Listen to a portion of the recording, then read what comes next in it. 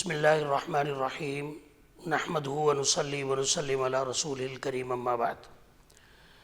اسلام دین فطرت ہے اور وہ کردار سازی پر بہت زیادہ توجہ دیتا اور کردار کی درستگی اور صفائی کو بہت اہمیت دیتا ہے۔ چنانچہ شریعت اسلامیہ میں نبی اکرم صلی اللہ علیہ وسلم کی شریعت میں بہت زیادہ اس بات کا دھیان اور خیال رکھا جاتا ہے کہ کوئی ایسا عمل، کوئی ایسا طریقہ نہ انسان کی زندگی میں آئے کہ جس سے اس کے اخلاق و کردار پر برا اثر پڑے۔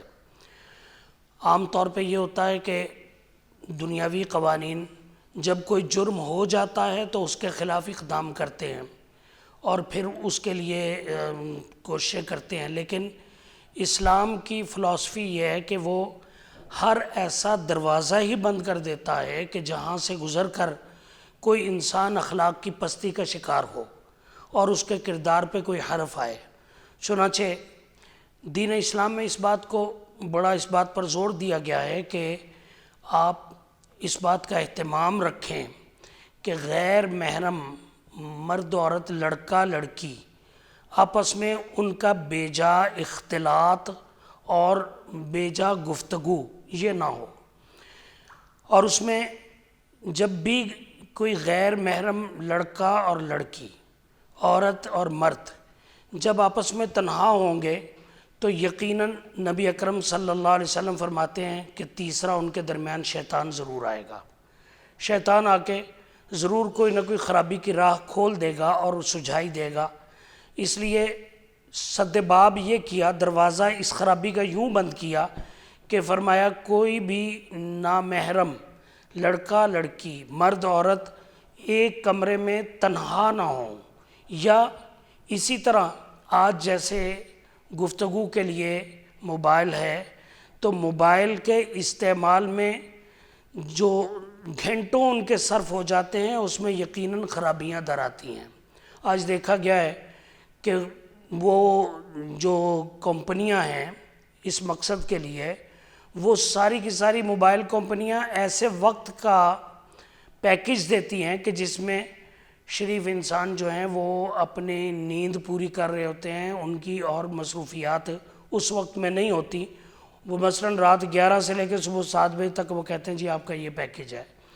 اب یہ تو اہتمام اس چیز کا ریاست کو کرنا ہے کہ وہ اس بات کا نوٹس لے کہ یہ کیا ہو رہا ہے، لیکن یہاں ایسا کچھ بھی نہیں ہے، بلکہ لڑکا اور لڑکی آپس میں گھنٹوں باتیں کرتے ہیں۔ ظاہر ہے بات ایک دو ہوگی، اور جب بات آگے بڑھے گی تو پھر وہ آہستہ آہستہ فحاشی کی حدوں کو چھونے لگے گی اور پھر فحاشی کی حد بھی کراس ہو جائے گی۔ سینکڑوں نہیں ہزاروں مثالیں موجود ہیں کہ خرابی موبائل سے آئی۔ اب موبائل کا ناجائز استعمال، دیکھیے کوئی بھی چیز جو ہمارے فائدے کے لیے ہے اس میں ہمارے لیے کوئی کسی قسم کی ہماری ضرورت پوری کرنے کا کام ہے، جب بھی اس کا ناجائز استعمال کریں گے خرابیاں آ جائیں گی۔ چاہے کوئی بھی چیز ہو، آپ اس کا موبائل سب سے بڑی آج معاشرے کی مثال ہے کہ اس نے بہت سارے لوگوں کو تباہ و برباد بھی کیا ہے اور بہت سارے گھروں کو توڑا بھی ہے۔ پہلے ہمیں یاد ہے، آپ کو بھی یاد ہوگا کہ میاں بیوی کے آپس میں لڑائی بھی ہو جاتی تھی، اور وہ لڑائی 2 4 10 دن کے بعد آپس میں صلح پہ ختم ہو جاتی تھی۔ لیکن جب سے موبائل فون آیا، اب میاں بیوی اپنی لڑائی میں جب موبائل کو لے کے آتے ہیں، ادھر لڑائی شروع ہوتی ہے، ادھر لڑکی یا لڑکا، شوہر یا بیوی اپنا موبائل آن کر کے پیچھے اپنے گھر والوں کو، امی ابو کو، بھائیوں کو سنا رہی ہوتی ہے کہ دیکھیں جی یہ آپ کو کیا کہہ رہا ہے۔ اب وہاں سے خرابیاں بڑھنا شروع ہوتی ہیں۔ یہ آپس میں پھر صلح بھی چاہ رہے ہوتے ہیں، لیکن پیچھے والے پھر یہ کہتے ہیں دیکھو جی انہوں نے ہمیں تو یوں کہا تھا، انہوں نے تو یوں کہا تھا۔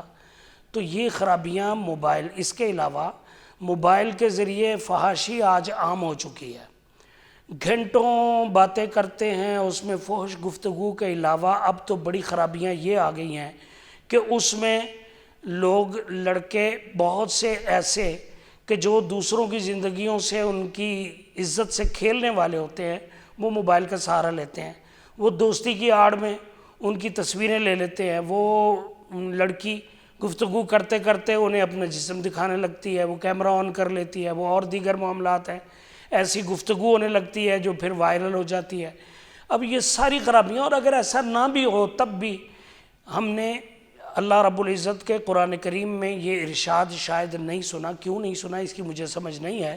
فرمایا ان السمع والبصر والفؤاد کل اولئک کان عنہ مسئولا، بے شک قوت سماعت اور بینائی اور دل، یہ اللہ رب العزت کے ہاں ان کا بھی حساب ہوگا۔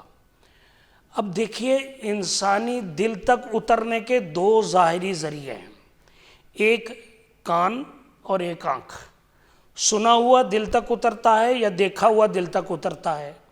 اب سمع اور بصر، آڈیو اینڈ ویڈیو، اب اس پر جب موبائل کا قبضہ ہو گیا اور اس کا ناجائز استعمال شروع ہو گیا تو پھر دل جو ہے وہ برائیوں سے بھر جاتا ہے۔ اور دل کے بارے میں نبی اکرم صلی اللہ علیہ وسلم فرماتے ہیں لوگوں دلوں کو بھی زنگ لگ جاتا ہے، تمہاری خرابیوں کی وجہ سے دل کو بھی زنگ لگ جاتا ہے۔ اور اس زنگ کا صحابہ نے پوچھا کہ علاج کیا ہے، تو آپ صلی اللہ علیہ وسلم فرمایا قرآن کریم کی تلاوت اور موت کو کثرت سے یاد کرنا کہ ہم نے ہمیشہ یہاں نہیں رہنا، مر جانا ہے اور ایک دن اللہ کے دربار میں اللہ کے حضور پیش ہونا ہے۔ اب یہ ساری چیزیں، دل کا زنگ جو ہے وہ کس چیز سے لگ رہا ہے؟ اس میں ایک بڑا حصہ لڑکوں اور لڑکیوں کی باہمی طویل ترین گفتگویں ہیں، موبائل پہ ان کے رابطے ہیں، اس کی وجہ سے خرابیاں بہت زیادہ بڑھ رہی ہیں۔ اور پھر آپ صلی اللہ علیہ وسلم فرمایا جب کوئی انسان کسی خرابی میں پڑتا ہے تو اس کے دل پہ ایک سیاہ دھبا لگ جاتا ہے، توبہ کر لے باز آ جائے تو وہ دھبا مٹ جاتا ہے، اور اگر نہیں باز آیا تو پھر دوسری برائی کرتا ہے، دوسرا دھبا لگ جاتا ہے، تیسرا دھبا، چوتھا دھبا، حتی اسودت قلبہ، یہاں تک کہ اس کا پورا دل ہی سیاہ پڑ جاتا ہے۔ جب دل سیاہ ہو جاتا ہے تو پھر اس کے اندر برائی اور اچھائی کی تمیز ختم ہو جاتی ہے، پھر وہ اپنا ایک جو بھی اس کے دل میں مقصد آ جاتا ہے اس کو پورا کرنے کے لیے حرص و ہوس کا شکار ہوتا ہے، اور پھر وہ ساری خرابیاں سامنے آتی ہیں جو آج ہمارے معاشرے کو اپنے گھیرے میں لیے ہوئے ہیں۔ آج اکثر والدین اپنے بچوں کے معاملات میں انتہائی پریشان، اور بڑی بڑی ان کے فکر مندیاں جو ہیں وہ اس معاملے میں ہو چکی ہیں۔ پہلے ہوتا تھا کہ کوئی خرابی آئی ہے تو ماں باپ کی نظروں میں آ جاتی تھی، اب تو یہ موبائل ہماری وہ ساری خرابیاں اندر تک لے آیا اپنے گھر کے کمرے میں، اپنے بستر میں، اب وہ اکیلا ہو گیا اس موبائل کے ساتھ۔ اور جب وہ اکیلا ہوتا ہے، دوسری طرف اکیلی ہوتی ہے اور پھر معاملات بگڑتے ہیں، تو یہ وہ چیز ہے جس کا دروازہ شروع میں شریعت بند کرتی ہے۔ اور یہ نہیں کہ خرابیاں آ گئی تو بعد میں پھر ڈھنڈورا پیٹتے پھرو یا اس کو بچاتے پھرو کہ ہماری عزت کا سوال ہے، نہیں، پہلے ہی اس بات سے روکا گیا ہے۔ تو بے جا استعمال موبائل کا خاص طور پہ یہ بہت بڑی خطرناک چیز ہے، جس سے خاندانوں کی عزتیں رل جاتی ہیں اور خرابیاں ایسی آتی ہیں کہ جس میں لڑکا لڑکی بعد میں منہ دکھانے کے قابل نہیں رہتے۔ تو یہ وہ اس کا بنیادی سبب کیا ہوا کہ ایک ناجائز بے محابہ اختلاط اور گفتگو کے مواقع۔ تو ماں باپ کو چاہیے کہ اس بات پہ روک ٹوک لگائیں، اور بچیوں کو، بچوں کو جن کی عمریں ابھی کچی ہیں اور وہ معاملات کو نہیں سمجھ رہے، ان کو ان بڑوں نے سنبھالنا ہے، تربیت دینی۔ آج یہی سمجھا جا رہا ہے کہ بس جی ٹھیک ہے ماں باپ بن گئے اور بس یہ کہلا دیا کہ ہماری جی اتنی اولاد ہوگی، ہم اتنے لڑکوں اور لڑکیوں کے ہم ماں باپ ہیں، بس یہ نہیں ہے۔ آپ کے ذمے ان کی تربیت بھی ہے، کل کو پوچھا بھی جائے گا آپ سے کہ آپ نے اپنے بچوں کی تربیت کس رخ پہ کی تھی۔ آج لوگ شکایتیں لگاتے ہیں، آ کے رونا روتے ہیں، پیٹتے ہیں۔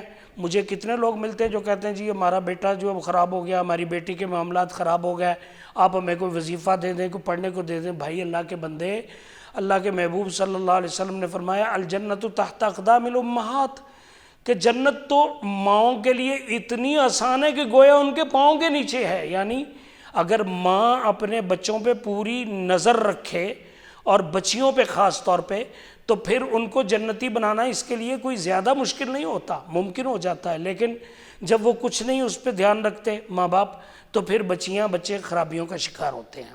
اور رہے تعلیمی ادارے، تو تعلیمی اداروں میں تو اب میں ایک لاہور کی معروف یونیورسٹی ہے پرائیویٹ، اس میں گیا، ان کے جو بڑے ہیں ہیڈ ہیں ان سے میری ملاقات تھی، تو اس میں انہوں نے مجھے کہا کہ نہ بھائی آپ، میں نے ان سے کہا کہ جب میں آ رہا تھا تو آپ کی یونیورسٹی کے اندر میں نے یہ دیکھا، یوں ہوا، ایسے دیکھا. تو وہ کہنے لگے بھائی ان میں سے ایک چیز کو بھی ہم نہیں روک سکتے، ہم روکیں گے تو جو ایس او پیز ہیں ہمارے لیے گورنمنٹ کی طرف سے، ہم ان کی زد میں آتے ہیں کہ آپ نے ہراساں کیا، آپ نے یہ کیا، آپ نے وہ کیا. اس لیے ہمیں غرض صرف اس چیز سے شاید ہو گئی ہے کہ ہم اپنی فیسیں کلیکٹ کر لیں. تو اسی وجہ سے اب تعلیم جو ہے وہ تعلیم نہ رہی بلکہ ڈگریاں آ گئیں. اب یہ جو ڈگری ملتی ہے آخر میں اس طرح کے اداروں میں سے، وہ اصل میں آپ نے جو 4 سال ان کو فیسیں جمع کروائی ہیں، یوں سمجھ لیجئے کہ ان فیسوں کی ایک رسید ہے جو آپ کو مل گئی، بس. اس سے زیادہ اس تعلیم کا کوئی اثر آپ کی زندگی پہ نہیں ہو رہا. کیوں نہیں ہو رہا؟ اس لیے کہ وہاں تربیت ہی نہیں ہو رہی. تو ماں باپ بھی اسی طرح غفلت کا شکار، تعلیمی اداروں کے انتظامیہ بھی غفلتوں کا شکار، اور باہر معاملات جو ہے وہ خرابیوں کی طرف بڑھتے چلے جا رہے ہیں. تو اس میں ہمیں بہت زیادہ ضرورت ہے کہ ہم اس چیز کی نگرانی کریں، بچوں اور بچیوں کے ان معاملات پہ خاص طور پہ توجہ دیں. یہ ایک ایسا خطرناک ہمارے لیے وبائی صورت اختیار کر رہا ہے کہ جسے کل کو خدا نخواستہ روکنا شاید ہمارے لیے ناممکن ہو جائے. اللہ ہمارے بچے بچیوں کی اور ہماری حفاظت فرمائے. وآخر دعوانا الحمدللہ رب العالمین.